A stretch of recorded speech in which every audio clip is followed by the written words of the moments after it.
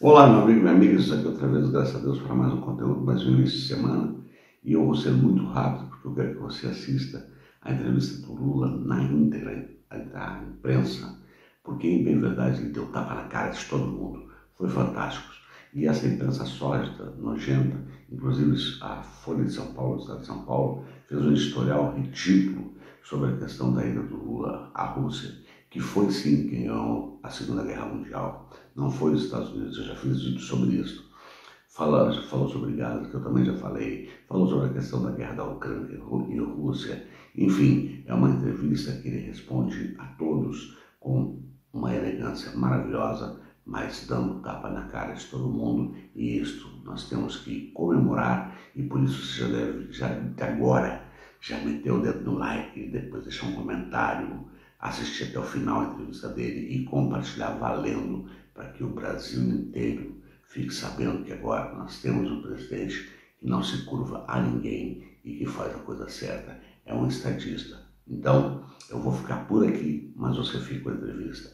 E como sempre digo ao final de cada conteúdo, neste momento você fica até o final, com a graça de Deus, até o nosso próximo encontro. E tem muita coisa importante para a gente refletir nessa semana. Fica com a entrevista do Lula, de novo, certinho, comentário e compartilhamento. Beijo no coração. Primeiro, é sempre prazeroso quando a gente termina a viagem num país, a gente poder conversar com a imprensa brasileira para discutir alguns interesses que são interesses brasileiros e interesses geopolíticos. A primeira coisa é que eu recebi aqui ontem uma notícia que me deixou extremamente feliz, que foi os dados do IBGE sobre o crescimento da renda e a queda da desigualdade. Eu venho dizendo para vocês no Brasil de que nós plantamos muitas coisas nos 2 primeiros anos de mandato, depois do processo de reconstrução, e que 2005 seria o ano em que a gente iria começar a colher tudo aquilo que foi plantado. E essa primeira pesquisa do IBGE mostra que nós estávamos no caminho certo, na medida de combater a fome, combater a pobreza, a desigualdade e aumentar o nível de renda do povo brasileiro. Todos os indicadores são extremamente positivos do ponto de vista da escalada de conquistas sociais no Brasil. Isso é muito bom, porque vocês sabem que eu sonho que um dia o Brasil será um país com um padrão de classe média, sabe, para todo o povo brasileiro. É esse sonho que eu carrego quando eu penso em fazer política de distribuição de renda. A segunda coisa que você deve estar inquieto para perguntar é a questão da Previdência Social. Graças a Deus, a CGU e a nossa Polícia Federal, num processo de investigação com muita inteligência, sem nenhum alarde, conseguiram desmontar uma quadrilha que estava montada desde 2019 nesse país. Tem entidades sérias no meio que certamente não cometeram nenhum crime, e tem entidades que foram criadas para cometer crime. Esse é um assunto que eu evito comentar, porque é um assunto que está na mão da Polícia Federal, está na mão da Advocacia Geral da União, está na mão da Controladoria Geral da República e está na mão da Justiça. O que eu posso dizer para vocês escreverem para o povo brasileiro é que as vítimas não serão prejudicadas. Quem vai ser prejudicado são aqueles que um dia ousaram explorar o aposentado e o pensionista brasileiro, criando entidades e fazendo promessas, sabe, possivelmente nunca cumpridas para esse povo. A terceira coisa importante é que a minha viagem à Rússia, ela se deve a 3 fatos importantes. Primeiro, porque a Rússia é um bom parceiro comercial. O Mauro só esqueceu de dizer que nós temos uma relação comercial deficitária aqui na Rússia, porque de 30% de todo o óleo diesel que nós exploramos, 70% dos 30% é importado aqui da Rússia. Portanto, nós temos um déficit comercial. Nesse fluxo de praticamente 12 bilhões, nós temos quase 11 bilhões de déficit comercial. E a minha vinda aqui é para discutir comércio, para tentar equilibrar, porque nós trabalhamos com a ideia de que uma boa política comercial é uma via de duas mãos. A gente compra, a gente vende, mais ou menos na mesma proporção, para que ninguém seja prejudicado. Isso nós discutimos com o presidente Putin. Nós queremos incrementar essa discussão econômica com a Rússia. A Rússia é um parceiro importante para nós na questão de óleo, na questão de gás e na questão de pequenos reatores nucleares, que é uma coisa, novidade extraordinária para que a gente possa ter energia garantida para todo sempre. Ou seja, nós sabemos da volatilidade da energia nuclear e solar, nem sempre elas produzem a mesma quantidade, e nós precisamos ter, num país que quer ser, sabe, a sétima, a sexta, a quinta economia do mundo, nós precisamos ter muita energia e muita garantia de que nunca vai faltar energia, nunca vai acontecer o que aconteceu na Espanha, o que aconteceu em Portugal, né? E, além do mais, porque o Brasil tem o sistema energético brasileiro, ele é integrado. Possivelmente seja um dos poucos do mundo que a gente vem. Agora só falta a gente interligar Roraima e o Brasil será um país totalmente integrado. Se precisar levar energia do Iapoque ao Chuí, a gente leva com muita facilidade, coisa que não aconteceu no Brasil quando teve o apagão em 2001, porque a gente tinha excesso de energia no sul e estava faltando energia na outra parte e não tinha linha de transmissão. Então nós queremos fazer acordo, queremos aprofundar esse acordo, essa discussão com a Rússia. O ministro Alexandre Silveira veio antes, conversou com os ministros, já veio mais uma vez. Nós convidamos eles para ir ao Brasil para conhecer, a empresa dele já esteve no Brasil, e também nós temos a ideia de aumentar a nossa pesquisa e exploração dos minerais críticos, porque só se fala nisso agora e nós achamos que o Brasil não pode jogar fora nenhuma oportunidade. A oportunidade da transição energética, a oportunidade dessa transição climática, a oportunidade desses minérios críticos, minerais críticos que todo mundo tanto fala e que o Brasil tem muito, porque apenas 30% do nosso território já foi pesquisado, ainda falta muita coisa para pesquisar, e nós queremos construir parceria com todos os países do mundo que têm expertise, para que a gente possa tirar proveito para que o Brasil se transforme numa grande economia. E uma outra coisa importante é a questão da Segunda Guerra Mundial. Ou seja, esse é um país que, de todos que participaram com os aliados, foi o que mais perdeu gente. Esse país perdeu praticamente 26 milhões de pessoas. Esse país chegou um momento em que a população, a juventude, praticamente estava dizimada pela Segunda Guerra Mundial. E eu vim ver porque é uma festa muito importante. Tem gente que acha que a festa aqui na Rússia é só o desfile de ontem. Ontem foi um desfile para as autoridades, mas o dia da vitória é comemorado em todo o território russo. E foi uma grande festa. Eu acho que, sinceramente, eu acho que todos nós precisamos ter consciência de que a gente não pode nunca mais permitir, sabe, que coisas como o nazismo voltem a acontecer no planeta Terra. Sabe, nem na guerra e muito menos na política, que é o que nós estamos vendo crescer numa parte do mundo. Vocês poderão perguntar, bom, vocês discutiram a questão da guerra da Ucrânia? Eu discuti antes, durante e depois, porque nós dissemos ao presidente Putin aquilo que a gente vem dizendo desde que começou essa guerra. A posição do Brasil contra a ocupação territorial do outro país, sabe? O Brasil faz parte de um grupo de países que, junto com a China, criou um grupo de amigos, que são 3 países emergentes, e eu disse ao presidente Putin que nós estamos dispostos a ajudar na negociação, desde que os 2 países que se enfrentem queiram que a gente possa participar de negociação. O Brasil acha que é uma loucura ficar incentivando essa guerra, que é uma loucura, sabe? A Europa está voltando a se armar com medo de guerra, que é uma loucura. A Inglaterra está voltando a se armar, o Japão está voltando a se armar. Ou seja, nós estamos gastando trilhões de dólares com arma, quando o mundo está precisando que a gente gaste trilhões de dólares com educação, sabe, com saúde e com comida para o povo que está passando fome. É esse mundo que a gente quer construir. Fiz questão de vir aqui para dizer que o Brasil está defendendo, sabe, o fortalecimento do multilateralismo. Não é possível, sabe, que a gente não tenha aprendido uma lição com a importância do que foi o multilateralismo depois da Segunda Guerra Mundial. ou seja, humanizou o comércio entre os países, entre as nações.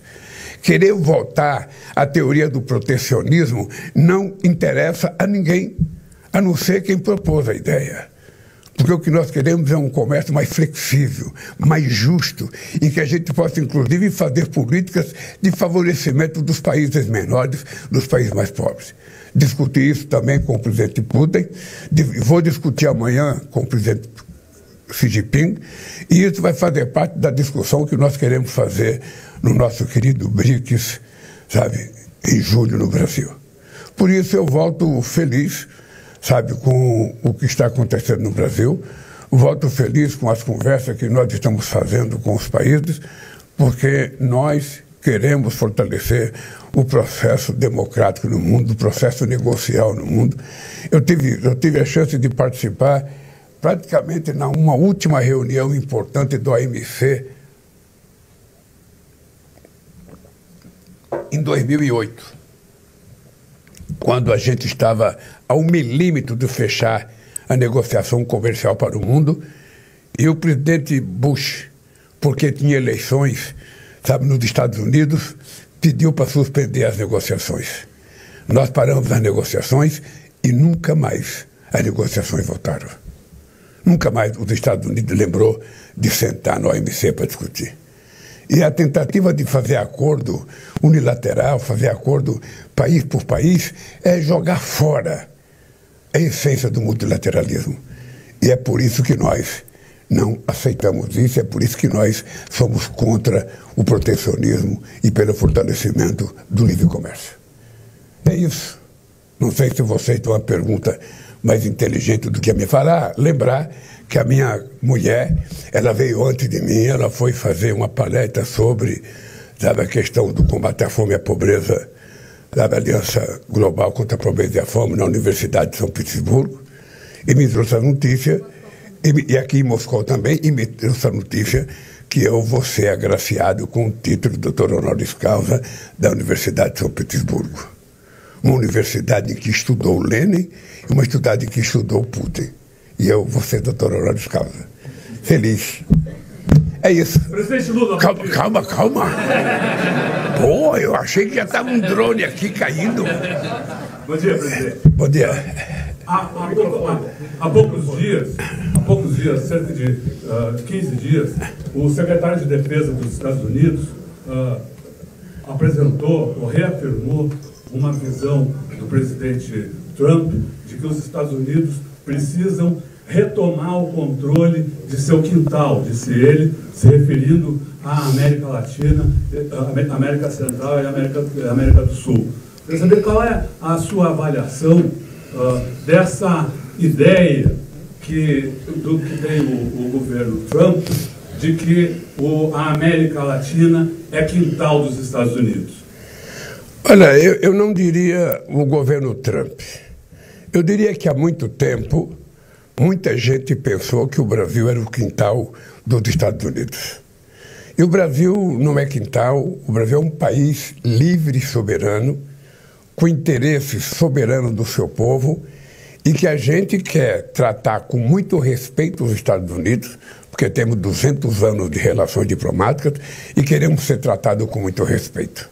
O Brasil não quer ser melhor do que ninguém, mas o Brasil não aceita ser pior do que ninguém. O Brasil, no mínimo, quer ser tratado em igualdade de condições. Então, o Brasil quer ser tratado com muito respeito. Sabe? Nós temos um país muito grande, um país com 213 milhões de habitantes, um país com um povo muito generoso, mas um país com um povo que ama o seu país. Portanto, o Brasil não será quintal de ninguém, de nenhum país, de nenhum continente. O Brasil será quintal do Brasil. Um país livre e soberano. Presidente, uma questão importante relacionada ao evento aqui. O senhor falou várias vezes da importância do evento, 80 anos, da lembrança da guerra. Mas para muitos países europeus, e não só para a imprensa europeia, isso aqui foi uma peça de propaganda política do Vladimir Putin. O senhor acha que o senhor contesta essa afirmação? e não há um custo de imagem diplomático e de imagem pessoal até que o senhor se coloca e se dispõe a ser um negociador em relação à Ucrânia. E muita gente diz que essa participação no evento o descredenciaria como negociador justamente por estar muito voltado para um lado. Eu acho que seria muito mais fácil as pessoas terem um pensamento positivo do que um pensamento negativo. A Europa deveria estar festejando o dia de ontem. Porque quem estava em guerra era a Europa. A França deveria estar festejando. A Alemanha deveria estar festejando o dia de ontem, porque graças ao que aconteceu em 1945, o nazismo que estava tomando conta da Alemanha foi derrotado. Então a Europa inteira deveria estar fazendo festa ontem. O dia da vitória contra o nazismo. Ou seja, eu não vejo qual é a crítica que se possa fazer, sabe, de um país que perdeu 26 milhões de jovens. Fazer a comemoração que foi feita. Eu não vejo porque, sabe, eu acho que o Brasil fez. E acho que a Itália vai fazer. Eu acho que é importante fazer, olha, exploração política. Se tudo for exploração política, você não pode fazer nada. A posição do Brasil, ela é muito, mas muito, muito sólida. Ou seja, independente de eu ter vindo aqui, independente de eu ir à China, independente de eu ir à Argentina, independente de eu ir a qualquer país, a nossa posição continua a mesma com aquilo que a gente pensa sobre a guerra da Ucrânia. Nós queremos paz. E discutimos ontem com o presidente Putin que nós queremos paz. E que é importante a paz. É importante a paz para a Rússia, é importante para a Ucrânia, é importante para os Estados Unidos, é importante para a União Europeia, que não vai gastar dinheiro em arma. Eu estou reivindicando, desde que eu fui presidente em 2003, vamos gastar dinheiro para combater a fome. São 733 milhões de pessoas que não têm o que comer todo dia. Entretanto, todos os países vão voltar a gastar dinheiro. Eu não sei se é verdade, mas eu vi na imprensa que a Europa vai gastar 800 bilhões de dólares se armando. Quando deveria estar gastando metade disso para a gente dar comida para quem está com fome. Então eu penso que as pessoas precisam pensar de forma positiva, as pessoas precisam ser menos egoístas do ponto de vista do seu pensamento. Olha, então se o Brasil fizer uma festa no Brasil sobre qualquer coisa, está explorando politicamente. Se eu vou num baile de carnaval, está sendo explorado politicamente. É pequenez pensar assim, sinceramente, é pequenez pensar assim. Presidente Vladimir Neto da TV Globo. Primeiro eu queria lhe perguntar como é que o senhor vê a ausência de outros líderes de democracias ocidentais no desfile do dia da vitória de ontem. E também como é que o senhor responde às críticas que a visita à Rússia demonstra parcialidade em relação ao conflito com a Ucrânia. Eu sinceramente, quero dizer para vocês que o discurso do Brasil vai continuar exatamente o mesmo. Nós trabalhamos, queremos e torcemos para que essa guerra acabe. E essa guerra só pode acabar se os dois quiserem. Se um só quiser, não vai acabar. Sabe? Então eu vou continuar trabalhando. Os grupos de amigos do documento que China e Brasil assinaram continua intacto. Sabe? Se eu discutir com o Putin a questão da paz, eu vou discutir com o Xi Jinping a questão da paz, eu vou discutir com a França a questão da paz. Porque a única coisa que interessa nesse momento é discutir a volta à normalidade no mundo. Não é só aqui, é em faixa de Gaza também. Não é faixa de Gaza. Aqui 2 estados estão em guerra. Na faixa de Gaza é um genocídio de um exército muito bem preparado contra mulheres e crianças, a pretexto de matar terroristas. Sabe? Já houve caso de explodir o hospital e não ter um terrorista, só tinha mulher e criança. Então, sabe, é por isso que o Brasil continua defendendo o fortalecimento da ONU e a renovação do Conselho de Segurança da ONU com a entrada de novos países. É por isso que o Brasil quer participar como membro permanente. É por isso que o Brasil acha que a Índia tem que estar presente, a Alemanha tem que estar presente, o Japão tem que estar presente, sabe, vários países africanos têm que estar presentes, outros países latino-americanos têm que estar presentes, para que a gente possa dar força à existência da ONU, que em 1948 teve força para criar o Estado de Israel e que não tem agora força sequer para manter paz no terreno, sabe, em que estão morando os palestinos. Esse é o dado concreto. E esse é o comportamento do Brasil. A minha vinda aqui não muda 1 milímetro o que a gente pensa sobre a paz e o que nós queremos sobre a paz. Vamos continuar, sabe, querendo a paz. E vamos continuar conversando com todas as pessoas que queiram conversar. Presidente, bom dia. Luiz Fara Monteiro, da TV Record. Eu queria saber se, em relação à Previdência, se o senhor tomou alguma decisão de pedir para que se acelere o ressarcimento daquilo que foi cobrado a mais, daquilo que foi desviado dos cofres públicos e dos pensionistas, e se o senhor avalia que houve um desgaste político grande para o governo, pela análise que se faz de que o governo demorou a tomar alguma providência a partir do momento que as primeiras denúncias foram feitas. Olha, veja, deixa eu te dizer uma coisa. Devolver ou não vai depender de você constatar a quantidade de pessoas que foi enganada. A quantidade de pessoas que teve o seu nome numa lista sem que ele tivesse assinado. Porque aqueles que assinaram, sabe, autorizaram. Então, o que nós queremos, e é por isso que tem a crítica que da demora, é porque, veja, você poderia ter feito uma pirotecnia, sabe, e não ter apurado. Como a gente quer apurar com muita seriedade, tanto a CGU como a Polícia Federal foram a fundo na exploração para chegar no coração da quadrilha. Se tivesse feito um carnaval há 1 ano atrás, possivelmente tivesse parado no carnaval. Como acontece em todas as denúncias. Você faz um show de pirotecnia numa semana, na outra semana sai da pirotecnia e esquece. Não. Nós resolvemos desmontar uma quadrilha que foi criada em 2019. É importante saber, uma quadrilha que foi criada em 2019. E vocês sabem quem governava o Brasil em 2019. Vocês sabem que era ministro da Previdência em 2019. Vocês sabem que era chefe da Casa Civil em 2019. A gente poderia ter feito um show de pirotecnia. Mas a gente não quer uma manchete de jornal. A gente quer apurar. A gente quer apurar e aquelas entidades que roubaram vão ter seus bens, sabe? Vão ter seus bens congelados. Nós vamos, desses bens, sabe, repatriar o dinheiro para que a gente possa pagar as pessoas. Ora, se a gente não tiver competência de retirar o dinheiro das entidades, obviamente que é importante dizer, e precisa só ter cuidado, não foi dinheiro dos cofres públicos. Foi dinheiro do salário dos aposentados. O que eu acho mais grave, não foi dinheiro dos cofres públicos. Esse dinheiro estava no bolso do aposentado quando alguém pediu para descontar do salário dele. Então o crime foi um assalto a aposentados, aposentadas e pensionistas desse país. Eles não foram no cofre do INSS, eles foram no bolso do povo. É isso que nos deixa mais revoltados.